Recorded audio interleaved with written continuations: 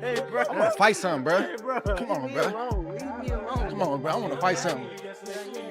Yes, he I did. seen it. I'm glad I got motherfucking witnesses. gym. I'm not, though. I seen You it don't in the remember gym. the catch and shoot. I seen Forget it in that. the gym. Forget that. Why you got me in the corner? Ooh, Fuck that's out what of I'm gonna here. get you. Yeah, now we I'm good. trying to know I ain't going for none of them things. Hey, hey, oh! Boy, that boy still got it. Come on. Brother. Come on, bro. No, Yeah, I'm you too better. strong for You that. Watch better. that. Do it again. Do it Over again. here. Do it again. Do it again. Do it again. Bing, bing, bing. Destiny doesn't whisper, it stares you down. And Shakur Stevenson speaks like a man who sees only the finish line ahead. When I was a kid coming up, Dre was the person I wanted to be like. He was the last person to win the Olympic gold medal. So for me, it was like I wanted to be the next person to win the Olympic gold medal. And I kind of watched all of his tapes. I studied him like every day faithfully. And he played a tremendous part on my style of boxing. Now, it's always been a lot of talk. I always be talking a lot of like smack to Dre just because I always watched him. Like I always been looking up to him forever. So now it's like I just want him to get in the ring and like teach me a few things. I'm not like trying to go crazy, but I just want to be able to say I got in the ring with Andre Ward. Inside camp, the energy is different this time. Calmer, sharper, almost surgical. Moving up to 140, he's focused with no extra bulk or distractions. Just a strong belief that skill wins a day. I just know it's my time. All I see is the destination that I'm trying to get to. I think I'm the smartest fighter on the planet Earth.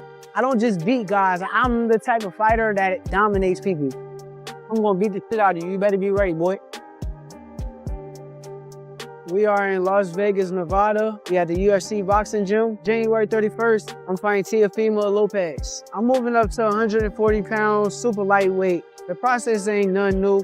I'm not trying to put on all that muscle and all that extra shit they keep talking about. Skills pay the bills, and that's what's going to show up on fight night. He's reflecting on setbacks, the Ruben Villa losses, the Los Santos moment, and the times doubt tried to creep in. But you can hear how those challenges shaped the mindset he has today. Shakur talks about facing Zapita head-on instead of backing down, about wanting to dominate rather than just win. That kind of evolution is intimidating for anyone standing across the ring from him.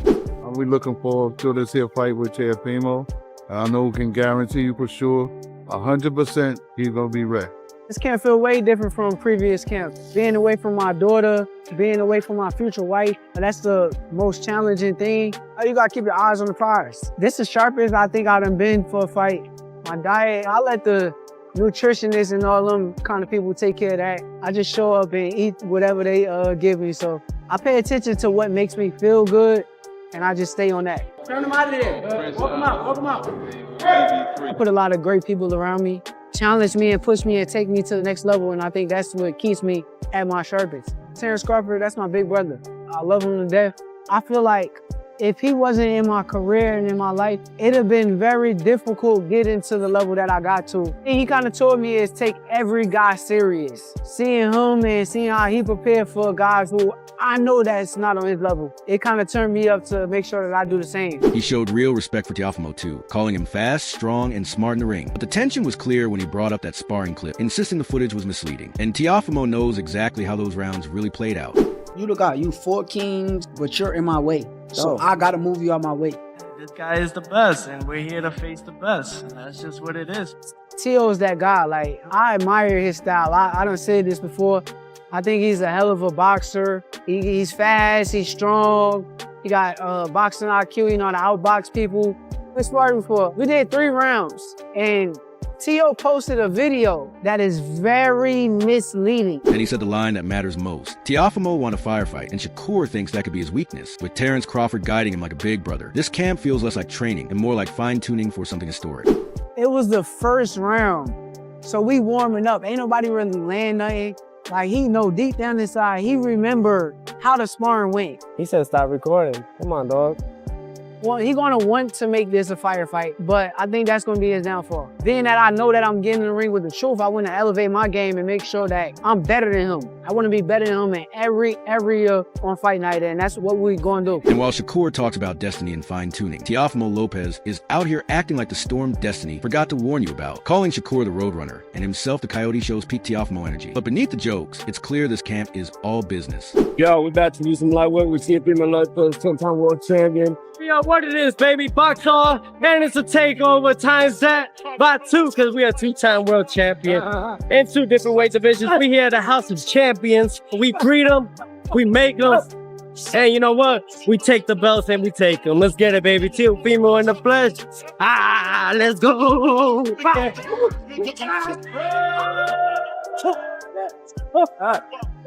He's talking non-stop conditioning, swimming, late-night glove round with no breaks, pushing limits just to see where they break. Teofimo's dad jumps like the ultimate hype engine, reminding everyone that his son was beating grown pros at 13 and built for this from day one. And honestly, that's where the confidence comes from. I've been with him ever since he started boxing, which was at 6. I really knew that he was really good when he started beating professional fighters at 13, 14 years old.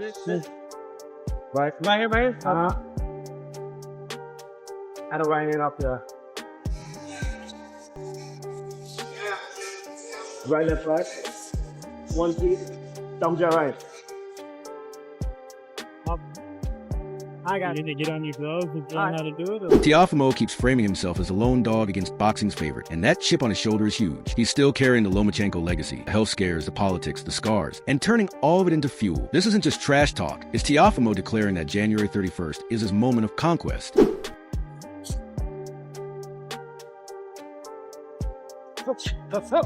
That hook, 3 slip.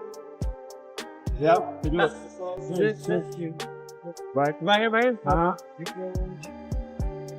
don't write it up. So that's why we got to keep beating these guys. Beating Shakur. This is part of it to get to that next level. I pretty much have had almost everything thrown at me, and I look forward to see what will be thrown at me come January 30th. And after Teofimo was talking conquest, destiny, and lone wolf energy, Spencer Oliver and Garrett Davies jumped in, sounding like 2 professors arguing over a supercomputer fight simulation. They weren't debating hype, they were debating ceilings. Garrett talking about Shakur's final climb to Everest had me laughing, because that's legacy talk, not fight week talk. And when he says Shakur isn't just generational, but has all-time potential, that's pressure, not praise. Then Spencer jumps in with, yeah, but Teofimo is a spoiler, and that word fits perfectly. Teofimo doesn't play hero, he plays disruption. Teofimo Lopez blows hot and cold, but when he's good, he's really good.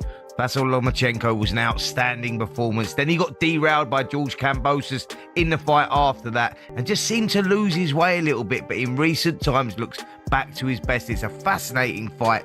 This, for me, is all about whether Shakur Stevenson can step up and bring the greatness. He's daring to be. I love how they framed it as brains versus brutality, IQ versus power, rhythm versus burst, because that's the real tension here. Garrett basically said Shakur wins on points only if he's perfect, not just good, not just sharp, but perfect, and that's a dangerously high standard. Meanwhile, Spencer kept coming back to Teofimo's footwork, explosiveness, and bully energy, saying Teofimo doesn't need to outbox Shakur. He just needs to move him, lean on him, shrink the ring, and make the fight uncomfortable. That's not just a strategy, it's a personality trait. The wild part comes when they dive into psychology. Neither fighter really has a mental crack, no fear, no insecurity, just 2 locked-in minds colliding, and that's scary. Teofimo Lopez will put him in that position, because he's got that physical So it's advantage. all about the timing in the He has mid-range. It's going to be fascinating. He has the physical attributes to put him on the ropes, and he knows that that's where his game's at. He's not going to be able to outbox Shakur. Yeah, he's a great boxer himself, and he's very athletic, and he's got great movement and all that, but he's explosive, he's more bullish, and he will have to bull Shakur. He'll have to bull. They basically described a chess match with body shot, a standoff where one mistake is checkmate. And when they said Shakur can't just sit on the ropes and show off his defense like before, because Teofimo will turn that into forward momentum. That's the truth bomb. This fight isn't about who looks prettier in the ring. It's about who controls space, who controls rhythm, who controls tempo. Spencer leans toward Shakur. Garrett sees Teofimo as the only man who can derail his rise. That's the split right there. One fighter is climbing toward history. The other is trying to knock the ladder over. That's why this fight feels dangerous from every angle. Vasyl Lomachenko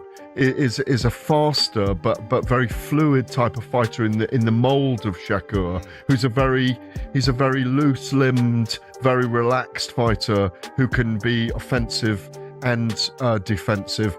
It wouldn't surprise me to see Shakur down in this fight as well and get up and win the fight closely on points. But I can also see Teo winning. And after Spencer and Garrett break the fight down into a physics lesson of space, IQ, and foot positioning, Oshaki Foster crashes a conversation like pure electricity. No filters, no poetry, just raw emotion and unfinished business energy. The way Foster talks about Shakur, you can tell it's not just boxing rivalry. It's personal history, ego history, inbox history, gym history, all layered together. When he says Shakur is his #1 target and I gotta have it, that's not matchmaking talk, that's obsession submission talk. The wild part is how he framed Shakur's defense. He basically says all that talk about impregnable defense is cute until you're in there with someone faster, stronger, and more athletic. You can hear the confidence in his voice, like he's already shadowboxing the fight in his head. Foster is impressed by labels. He's impressed by collisions. Then, when he pivots to Teofimo versus Shakur, the tone shifts from personal vendetta to cold, analytical breakdown. He doesn't pick sides emotionally. He talks style. And his conclusion? I think it's a great fight. I think it's a great fight. Stylistically, I think it's up and down as far as you can't favor no side stylistically because you got Teo that's super athletic. You got Shakur that like to control distance, but you know, I think Teofimo with the athleticism and certain things that he'll be able to close it in certain parts of the fight. So he points directly to Teofimo's athleticism, his ability to close distance in tricky spots and shift the rhythm of a technician like Shakur. And I love how he calls out the odds too, basically saying the numbers don't know boxing, they just know betting pattern, not gym realities. That's a real fighter's perspective. Records don't show who's dangerous, habits do. When Foster brings up Teofimo's success against southpaws like Lomachenko and Josh Taylor, that's not trivia, it's pattern recognition. He's showing that Teofimo doesn't just face styles, he figures them out, but he leaves it open, saying it could be a chess match or it could get heated if Teofimo forces risk. And that's the key word, forces. Shakur doesn't create chaos. Chaos has to come to him. Foster's whole energy boils down to this. Shakur is elite. Teofimo is dangerous. And when elite meets dangerous, the ring doesn't care about stories or hype. It only cares about pressure, timing, and who cracks mentally first. That's not hype, that's fight reality. But I think they going off of Teofimo being up and down in you know, certain fights he looked this and then certain fights he looked great. So I think they going off consistency, but I don't really pay too much attention to them odds makers because they really don't really be knowing the background of boxing. What's the amateurs, what really people got in them, you know, in the boxing. Like they just going off, you know, kind of what everybody pouring their money into and what the hype is. But I think it's more of a closer fight.